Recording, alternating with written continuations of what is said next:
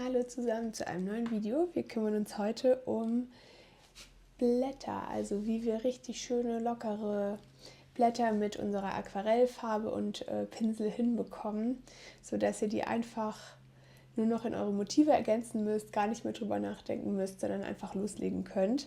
Das ist tatsächlich so eine Sache, an der ich mit meinen Workshop-Teilnehmenden immer sehr viel Zeit verbringe und ich dachte, es lohnt sich vielleicht auch, mal ein Video drüber zu machen, damit ihr das auch anschauen könnt. Wir brauchen dafür eigentlich nichts Besonderes. Ich habe hier einfach einen Bogen Aquarellpapier. Ihr könnt dann einen übrigen Bogen nehmen, den ihr gerade noch irgendwo findet, einfach zum Üben.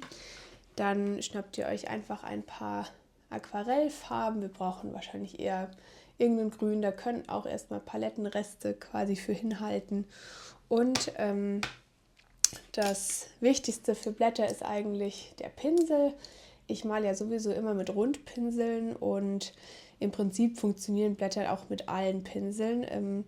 Manche Eigenschaften von Pinseln machen es aber ein bisschen leichter. Also ihr seht vielleicht hier schon die Unterschiede der Pinselspitzen. Die sind unterschiedlich rund bzw.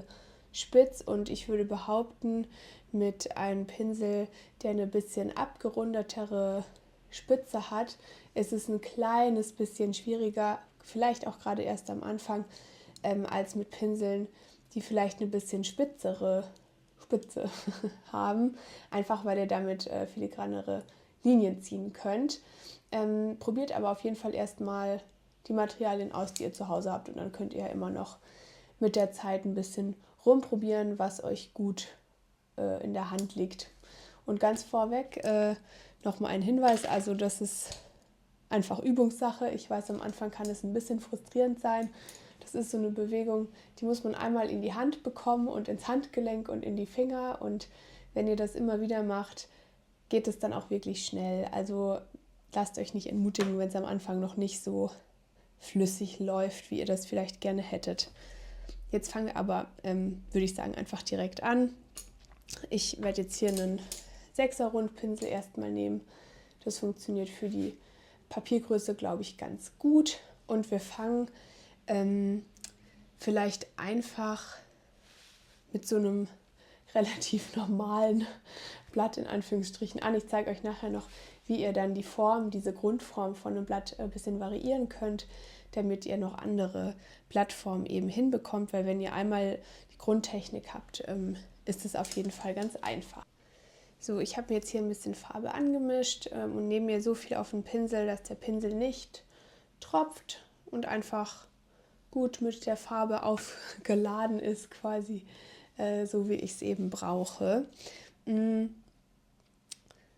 Ja, wie ihr wisst, und das sage ich auch immer am Anfang dazu, Blätter haben Stiele. Das klingt erstmal komplett ganz simpel und logisch, aber das ist oft was viele vergessen in ihren Motiven und deshalb sehen die Blätter ein bisschen gequetscht aus und ein bisschen, nicht so natürlich einfach. Das heißt, was passiert, ist, man malt ein Blatt und das hängt dann so irgendwo dran, was wir aber unbedingt immer bei einem Blatt auch gerne mitmachen wollen. Und das, wie gesagt, klingt jetzt erstmal logisch, aber das ist einfach der Stil. Das macht wirklich viel aus und wir üben jetzt die Pinselbewegung, in der ihr das in einem Pinselzug dann irgendwann vielleicht auch hinbekommt. Also bei mir, wenn ich Blätter male, sieht das so aus.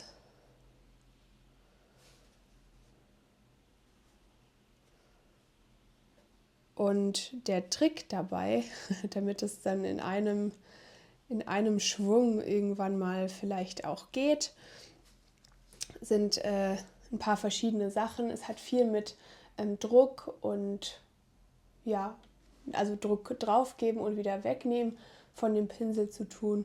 Es gibt dann aber auch noch natürlich ganz viele Möglichkeiten, wie ihr solche Blätter mit Details noch verschönern könnt oder ergänzen könnt und so weiter. Wir wollen auf jeden Fall mit dem Stiel immer anfangen. Das heißt, ihr könnt euch ganz für den Anfang auch den Stiel erstmal mit ganz wenig Druck und eurer Pinselspitze, vielleicht macht ihr mal 2, 3 Blattstiele einfach erstmal getrennt hin und setzt den Pinsel dann wieder komplett ab. Und was ihr dann machen wollt, sind 2 Hälften quasi für so ein Blatt euch aufzubauen. Und zwar macht ihr dafür erst mit wenig Druck, viel Druck, wenig Druck die eine Blatthälfte und ergänzt dann quasi die andere Seite mit genau derselben Technik. Das können wir jetzt ein paar Mal üben. Wenig Druck, viel Druck, wenig Druck, wenig Druck, viel Druck, wenig Druck. Und ihr seht schon, ich achte darauf, dass am Ende die Blattspitze immer zusammenläuft.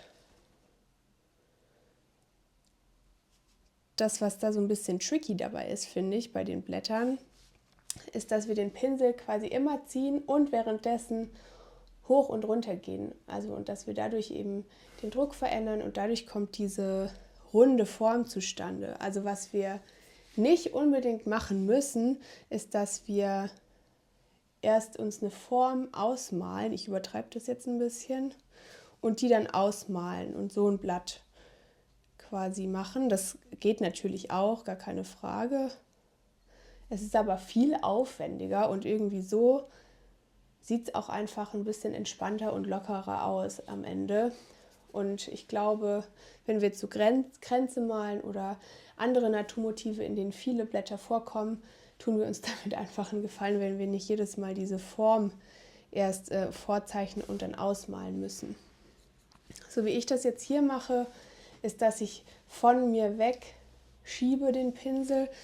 Ganz viele machen das aber auch gerade andersrum und ziehen den Pinsel zu sich hin.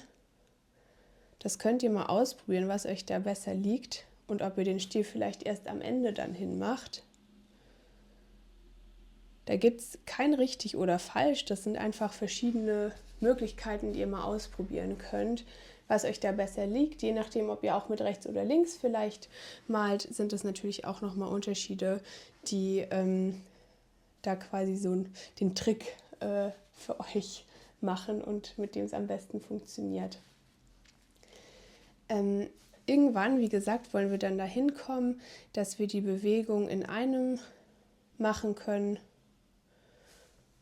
und dann eben so ein Blatt aufs Papier bringen. Das geht natürlich auch, indem wir einfach nur einen Pinselstrich machen und dann quasi ein bisschen dünnere, längere Blätter machen. Das sieht auch ganz schön aus, gerade wenn wir ein paar Details haben und kleinere Lücken, die wir auffüllen wollen. Eine Übung, die ich da immer ganz gerne mache, um eben diesen Flow hinzubekommen, und die braucht am Anfang ein bisschen Geduld, also bleibt auf jeden Fall dran.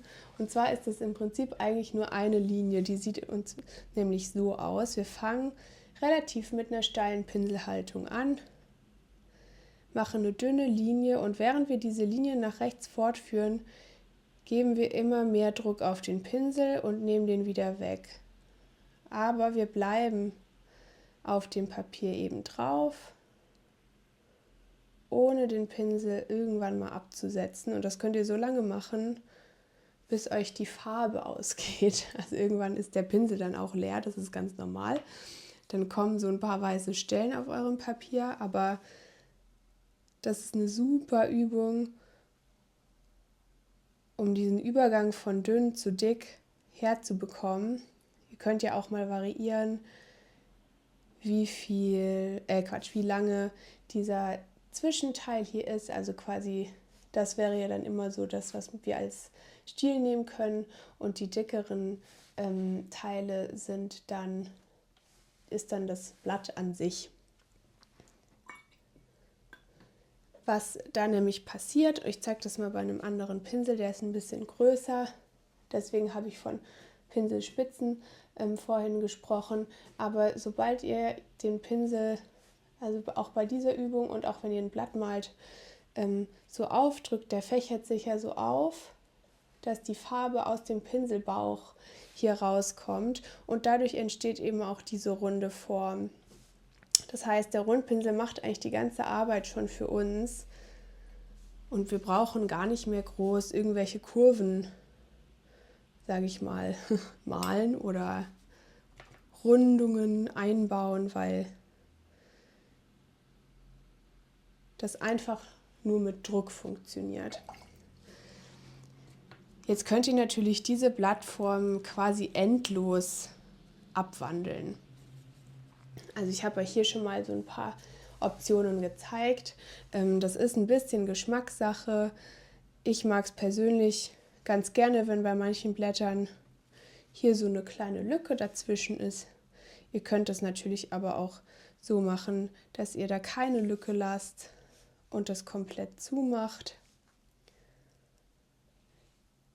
Ihr könnt auch, wenn ihr fertig seid mit dem Blatt, könnt ihr auch an einer Stelle nochmal so einen kleinen Hubbel dazu machen, dass es ein bisschen asymmetrisch aussieht.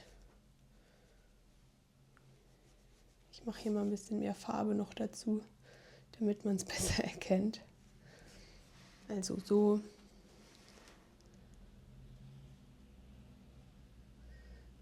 Oder ihr hört ein bisschen eher auf mit eurer Kurve.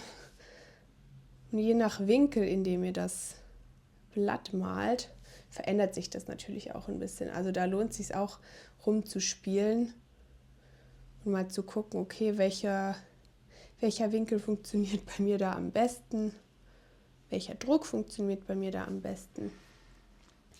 Und so könnt ihr das dann fortführen. Und genau dasselbe könnt ihr dann eben auch machen für andere Blattformen, also beispielsweise so längliche Blätter, das ist immer das Hoch, runter, hoch, runter. Also diese Bewegung hier aus der Übung. Das ist ein und dieselbe Geschichte. Ihr könnt das auch machen und ganz runde Blätter machen, beziehungsweise falls ihr sowas habt wie ein Eukalyptusblatt zum Beispiel, da gebt ihr dann direkt ein bisschen mehr Druck drauf. Ich mache auch wie so kleine Zickzacklinien. Ich hoffe, man erkennt das ganz gut und führt die wieder in so einem Halbkreis zurück zum Stiel.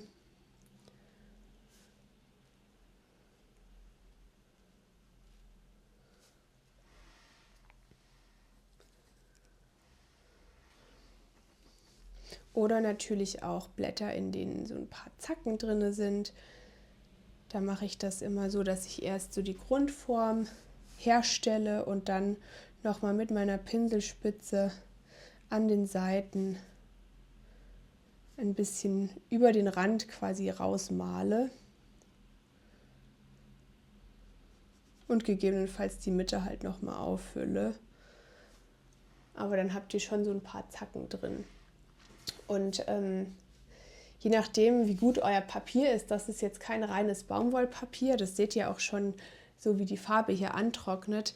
Aber wenn wir jetzt uns dran machen an Details, also wie wir Blätter gestalten können, macht es gleich einen riesigen Unterschied. Ich mache jetzt hier nochmal ein paar verschiedene Blattformen.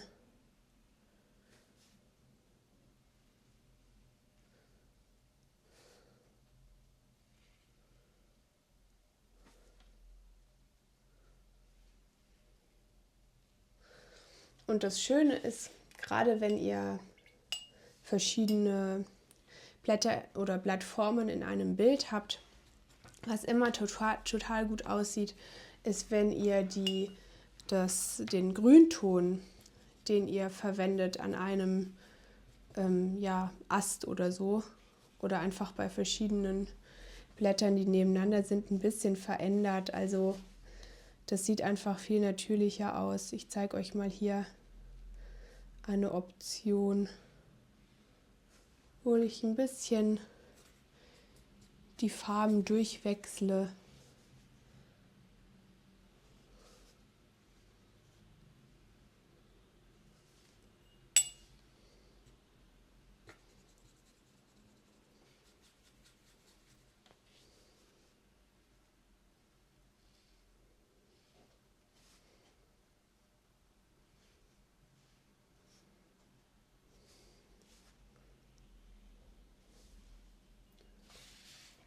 Das wirkt irgendwie direkt sehr locker.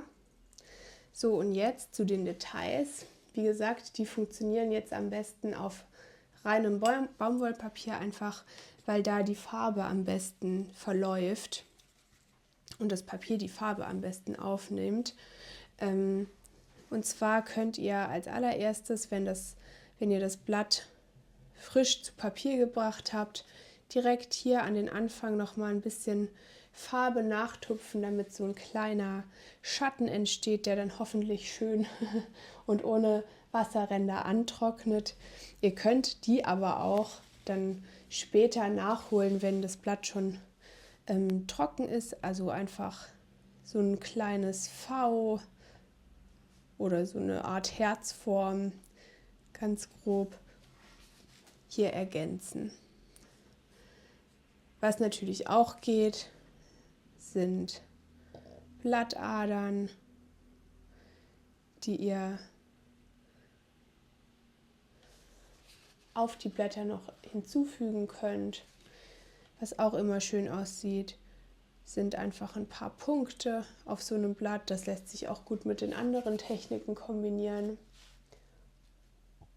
Also euch stehen da wirklich alle Möglichkeiten offen und es braucht, wenn ihr viele, viele Blätter in einem Bild habt, auch nicht unbedingt auf jedem Blatt so die Details oder die zweite Schicht. Das reicht auch oft, wenn es auf so ein paar Blättern einfach ein paar dunklere Stellen zum Beispiel gibt. Ich finde, das reißt wirklich noch mal ganz schön viel raus dann am Ende. Ihr seht ja den Unterschied. Zum Beispiel von diesem hier, wo nur eine Schicht drauf ist, zu den anderen Blättern hier. Und was dann natürlich besonders viel Spaß macht, ist gerade im Herbst, dass ihr auch andere Farben noch mit reinnehmt, also Gelb und Orange und Rot und damit eure Blätter gestaltet. Ihr könnt natürlich auch noch ganz andere Blattformen kreieren, indem ihr diese einzelnen Blätter miteinander kombiniert. So zum Beispiel.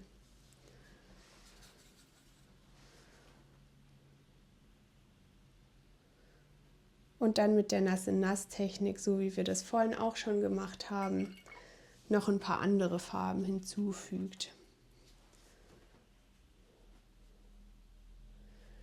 Das funktioniert entweder so, also falls ihr schon mit einer Farbe direkt anfangen wollt, aber auch, wenn ihr einfach, das war ein bisschen viel Wasser, oder auch, wenn ihr euch eine Blattform, das sieht man jetzt hier ganz schlecht, weil es ja nur Wasser ist, mit Wasser einfach vormalt und dann mit verschiedenen Farben so reintupft und das Blatt quasi so ausfüllt. Da müsst ihr meistens auch gar nicht so arg viel mehr machen, sondern könnt die Farbe verlaufen lassen.